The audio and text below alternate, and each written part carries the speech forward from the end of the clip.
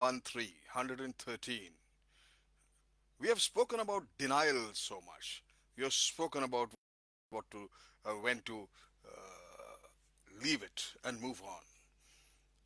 Now the question comes: what is denial is based on?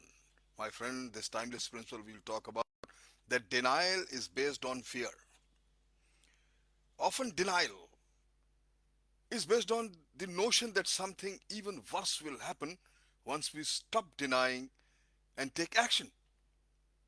In other words, we are afraid to face the facts squarely, and we tend to believe fate accompli. If you do this, if you face the challenge, then something worse may happen.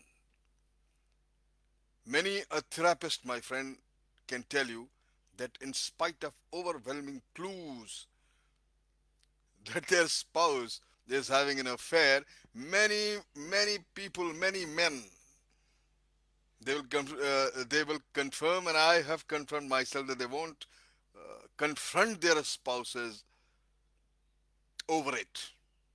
They simply don't want to face the fact that marriage might be over. It will have a further serious consequences. My friend, there are far too many situations in life. I think everyone's life, in one form or the other, we are where we are afraid to deal with, and we accept it and move on. That's what I call it. Denial is based on fear. And what are those situations? It can happen. Your teenager, son or daughter, whosoever it is, who is smoking or even gone to drugs. What you'll do? Any supervisor who leaves early for uh, dumps his or her late projects on you. A business partner who doesn't practices, who participated in any project fully, or he spends too much on that particular project, and you just cannot do anything about it. Your house payments expenses that are becoming unmanageable, and you keep crying, but you are not able to handle it. Your aging parents who need full-time care, and what do? Your health that is becoming a problem because of poor nutrition or a bad lifestyle, and you are not able to address. You are in a denial mode. Many a cases, a spouse who is withdrawn, disrespectful, or even abusive when you are struck. You don't know what to do, and you continue with the fear that if you take actions, something worse will even happen. Maybe not enough time for yourself and your children. Another denial. I can go on and on. There are plenty.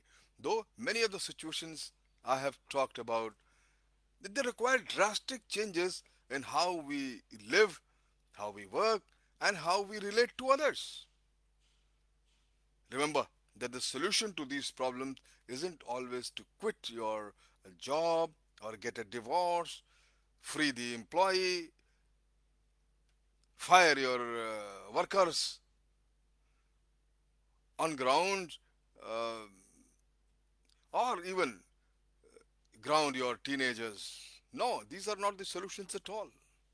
It may be more productive to choose less extreme alternative, such as discussion with your boss. Maybe you need a marriage counselor, setting boundaries with your teens and siblings, scaling back your expenditures, and seeking a competent professional help, advice on any of the issue you are struck with. Of course, these less drastic solutions still requires you to face your fears and take action. They're not so easy. But you have to face what isn't working for you. That is first thing you have to be clear about. The good news is that The more you face uncomfortable situations, the better you get at it. When you face just one thing that isn't working, the next time you have the slightest inkling, you are more likely to take actions immediately, my friend. Denial is based on fear. Fight your fears, take actions. You'll get over. Thank you very much.